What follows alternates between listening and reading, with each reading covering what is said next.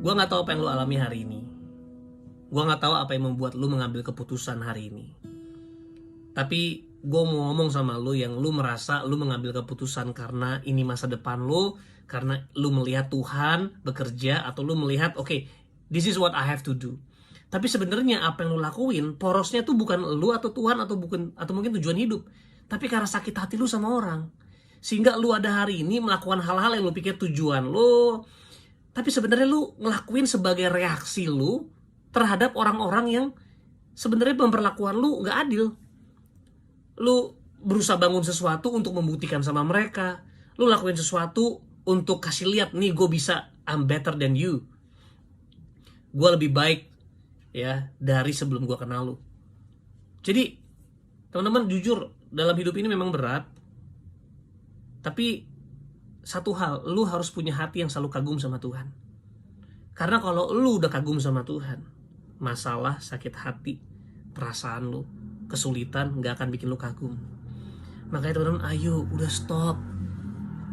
Apakah hidup lu menjadi sebuah reaksi terhadap orang-orang, atau malah sebenarnya hidup lu seharusnya respon daripada apa yang lu tahu Tuhan mau lu lakukan.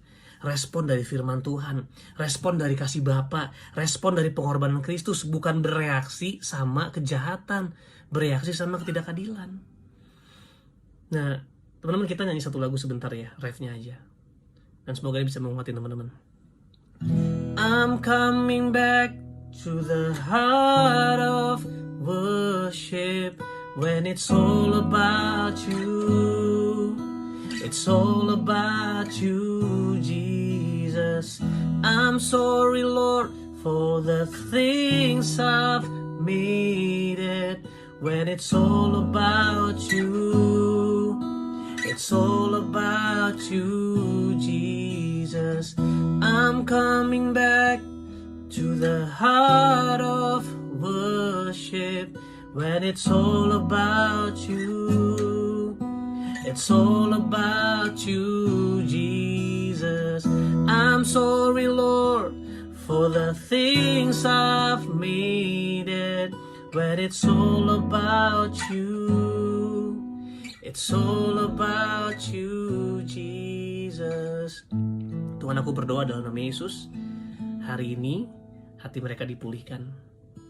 Hari ini hati mereka kembali sama Tuhan, bukan bereaksi sama manusia, bukan bereaksi sama kelemahan manusia, tapi meresponi kasih Tuhan yang ajaib atas hidup mereka. Di dalam nama Tuhan Yesus aku berdoa. Amin.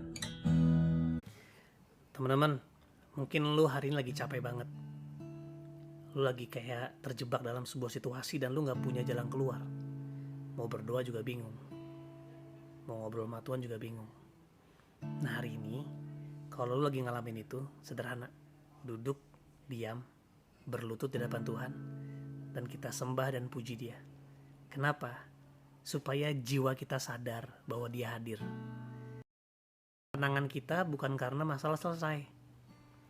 Ketenangan kita bukan karena utang udah gak ada lagi. Ketenangan kita bukan karena orang-orang yang menyakiti kita udah minta maaf. Tapi ketenangan kita cuma satu, karena Tuhan hadir di hidup kita. Amin teman-teman. Yuk kita nyanyi lagu ini sebentar aja. Di saat badai bergelora, ku akan terbang bersamamu. Bapa, Kau Raja atas semesta, ku tenang sebab Kau Allahku. Ku tenang sebab Kau Allahku. Ku tenang sebab Kau Allahku. Tuhan, aku berdoa untuk teman-teman yang sekarang lagi nonton, biar mereka semua sadar ketenangan sejati bisa kami dapetin ketika kami sadar bahwa Tuhan hadir bersama dengan kami. Karena ketenangan bukanlah ketiadaan masalah. Ketenangan is not the absence of troubles, tapi ketenangan adalah kehadiran seorang pribadi, yaitu Engkau Yesus Kristus, melalui Roh Kudus-Mu yang dalam diri kami. Terima kasih Lord. Sadarkan dan ingatkan kami bahwa Tuhan sudah tinggal di dalam kami. Bahkan kami yang mungkin masih berdosa, mungkin kami juga masih gak percaya, kami suka ragu Tuhan. Tapi Tuhan bilang bahwa Tuhan gak pernah tinggalin kami. So Tuhan, aku berdoa saat ini biar ketenangan itu hadir, kedamaian itu hadir dari dalam, dan memampukan kami untuk melewati setiap masalah. Karena Tuhan pengen kami jadi jawaban. Tuhan gak sekedar pengen kami keluar dari masalah, tapi Tuhan pengen kami jadi berkat, jadi jawaban melalui masalah kami. Terima kasih Bapa. Aku melepaskan teman-teman semua di dalam tangan pengasihan-Mu. Di dalam nama Yesus kami berdoa. Amin. Good night guys. Pesan ini khusus buat cowok-cowok yang ngerasa minder karena cewek-cewek penghasilannya lebih besar. Yang cewek butuhkan dari seorang cowok adalah tanggung jawab dan kerja keras, etos kerja yang baik, bukan gaji yang besar. Jadi kalau lu adalah cowok yang bertanggung jawab, punya etos kerja luar biasa, kerja keras tapi gajinya dikit, terus itu cewek marah-marah, berarti itu bukan cewek bener. Kalau emang ini masih pacaran, tinggalin. Kalau memang ini istri, ya istri bertobat. Ya, gue pernah ngalamin gaji gue 2 tahun sama kayak gaji Joanna sebulan. Tapi gue gak minder. Kenapa? Karena gue tahu kerjaan gue, pelayanan gue menghasilkan banyak buah. Pada akhirnya istri gue juga merasa aman. Kenapa? Karena banyak buah yang dia bisa lihat. Jadi cowok-cowok bukan berduit kuncinya, tapi bertanggung jawab dan berbuah. Jangan kasih titik kalau Tuhan mau kasih koma. Lu lihat orang ini sama orang ini adalah orang yang sama. Tetapi ketika hidup gue lagi hancur, ada orang-orang yang gak kasih titik di hidup gue dengan bilang ini gak punya masa depan, ini gak layak, ini sampah.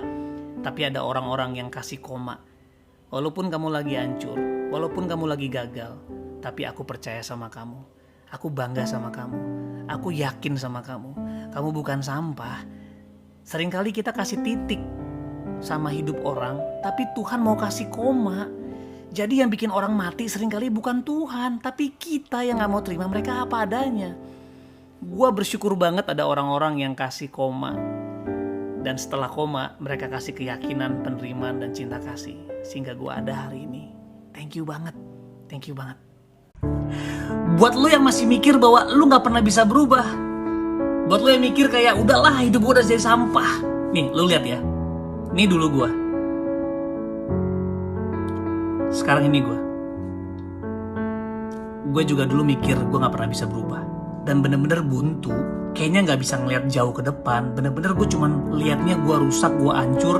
Dan gak ada harapan dan gak ada kayak sesuatu yang baik yang gue lihat dari hidup gue. Tapi waktu itu gue cuman mengambil satu langkah gini. Oke Tuhan, gue mau belajar percaya selangkah demi selangkah. Akhirnya gue gak ngeliat masa depan. Gue gak peduli sama masa depan gue. Gue cuman peduli sama hari ini. Gue mau belajar percaya dan melangkah pelan-pelan.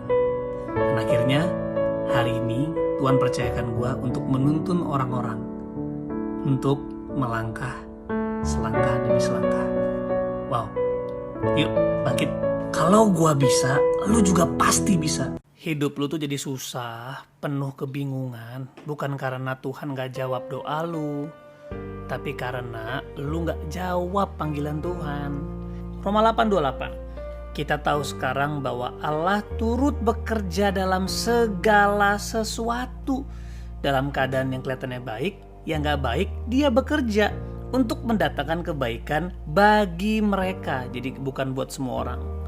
Bukan buat semua orang yang baca Alkitab. Bukan buat semua orang Kristen. Ayat ini untuk orang yang apa? Ayat ini bekerja untuk orang yang mengasihi dia. Yaitu siapa? Yang terpanggil sesuai dengan rencana Allah. Artinya kalau kita mengasihi Tuhan, harusnya kita menjawab panggilan Tuhan untuk hidup sepenuhnya bagi rencana Allah, bukan rencana kita. Makanya doa lu dijawab kok. Masalahnya panggilannya lu gak jawab-jawab. Ini buat kamu yang pernah mencintai dengan sangat tulus tapi berujung hancur berantakan dan sampai sekarang kayaknya kamu merasa nggak bisa kembali lagi seperti semula. Hati kamu sudah hancur.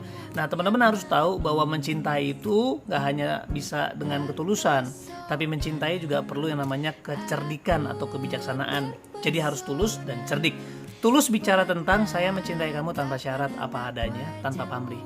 Tapi cerdik bicara tentang saya sudah mempelajari kamu, saya sudah mengenali kamu, saya sudah tahu tentang kamu, dan saya siap untuk mencintai kamu tanpa syarat dengan semua resiko yang saya sudah perhitungkan. Jadi tulus bicara tentang hati ketulusan, tapi cerdik bicara tentang sebuah pemahaman yang dilalui dengan sebuah proses pengenalan. Jadi tanpa kecerdikan maka ketulusan kamu sangat berbahaya. Tetapi kalau kita sudah tulus dan cerdik, kita memiliki pemahaman dan siap untuk segala resiko yang sudah kamu perhitungkan. Please jangan kerasin hati kamu. Kalau kamu merasa tersindir, tersinggung oleh sebuah quotes, oleh statement, atau oleh sikap orang-orang, jangan kerasin hati. Justru itu bukti bahwa hati kamu keras, tersakiti, tersinggung, Tuhan undang kamu supaya merendahkan hati. Atau kamu memilih untuk mengeraskan hati supaya kamu gak disakiti sama orang lain. Kamu salah. Kamu pikir hati kamu jadi kuat. Enggak. Kamu gak bisa nangis, kamu gak bisa tersinggung lagi bukan karena hatimu kuat, tapi karena hatimu keras. Kalau hatimu keras, yang kamu kerasin supaya gak tersakiti oleh orang lain, hati yang sama kamu lagi kerasin, gak bisa menerima kasih Tuhan karena hatimu sudah keras, dan kamu gak bisa mengasihi orang-orang yang harusnya kamu kasihi. Hanya gara-gara orang itu, kamu kerasin hati, kamu gagal mengasihi orang-orang yang butuh kamu kasih. Makanya jangan kerasin hati. Lembutin hati kamu dan miliki kerendahan hati. Kalau Tuhan pengen kamu diberkati. Hey guys, hari ini gue pengen berdoa khusus buat lu yang capek banget sama diri lu sendiri. Lu ngerasa benci banget sama diri lu sendiri karena lagi-lagi lu gagal, lagi-lagi lu merasa lemah, lagi-lagi lu melakukan kesalahan, lagi-lagi lu melakukan hal yang harusnya lu gak lakukan. Lu udah berkomitmen untuk gak melakukan, tapi lu tetap melakukannya lagi. Dan bahkan lu ngerasa kayak lu pengen banget menyudahi hidup lu. Berdoa yuk. Tuhan Yesus, aku berdoa dalam nama Yesus. Kami tahu bahwa Tuhan hadir di tengah-tengah kelemahan kami. Tuhan, aku berdoa supaya setiap kami yang hari ini berpikir bahwa Tuhan gak ada, mulai menyadari bahwa justru Tuhan sedang menangis bersama dengan kami. Tuhan sedang memeluk kami. Tuhan gak nunggu di ujung terowongan, tapi Tuhan ada di dalam terowongan untuk menuntun kami. Tuhan bukanlah sepercik terang di ujung terowongan, tapi Tuhan adalah terang di dalam terowongan yang menuntun kami, menguatkan kami, memberikan kami pengharapan. Tuhan, aku gak tahu rasanya jadi teman-teman hari ini, tapi aku yakin banget sama kasih Tuhan. Aku gak ngerti perasaan mereka bagaimana, tapi aku cukup ngerti perasaan Tuhan sama mereka. Aku terlalu yakin bahwa Tuhan mengasihi mereka. Tuhan percaya sama masa depan mereka. Tuhan yakin sama hidup mereka. Itu kenapa Tuhan menciptakan mereka. Itu kenapa Tuhan mati di kayu salib. Karena Tuhan tahu bahwa kami bukan produk gagal. Kalau Tuhan tahu kami akan gagal, Tuhan gak mungkin mati di kayu salib. Tuhan gak mungkin investasiin darahnya yang mahal untuk kami yang gagal. Tapi karena Tuhan tahu kami bukan manusia gagal, itu kenapa Tuhan mati. Dan bahkan Tuhan berikan rohnya buat kami. Tuhan, aku berdoa memberkati, biar kekuatan Tuhan datang. Biar hari ini teman-teman yang sedang berdoa bareng mendapatkan kekuatan baru. Mungkin masalahnya gak akan selesai, tetapi menemukan pengharapan di dalam masalah tersebut. Aku yakin Tuhan mau jadikan mereka jawaban. Aku yakin Tuhan mau jadikan mereka solusi. Aku yakin Tuhan mau jadikan mereka simbol pengharapan. Di dalam nama Tuhan Yesus aku berdoa. Amin. Tuhan pengen banget jawab doa lo. Tuhan pengen melakukan apa yang lo minta. Alkitab bilang di Yohanes 14 ayat 13, minta apa saja dalam namaku, maka aku akan melakukannya, supaya nama Bapa dipermuliakan. Wow, jadi Yesus bilang bahwa dengan menjawab doa kita, justru nama Bapa dimuliakan. Tapi kuncinya ada di ayat sebelumnya. Barang siapa percaya, ia akan melakukan pekerjaan-pekerjaan yang aku lakukan. Bahkan pekerjaan yang lebih besar, sebab aku pergi kepada Bapa. Tahukah bahwa Bapa mengutus Yesus, dan akhirnya Yesus mengutus kita. Dan kita hidup di sini untuk melanjutkan pekerjaan yang Yesus lakukan. Kalau kita melakukan apa yang Yesus lakukan, hati kita akan berubah. Dan tanpa lu sadari, tiba-tiba permintaan lu jadi sesuatu yang ada di hati Tuhan. lu pengen mengubah dunia ini, lu pengen mengubah bangsa ini, lu pengen menceritakan kebaikan Tuhan, lu pengen hidup bagi banyak orang. Itu kenapa ketika itu terjadi, di situ lalu akan jadi garam dan terang dunia. Kerajaan sorga akan hadir melalui doa lo.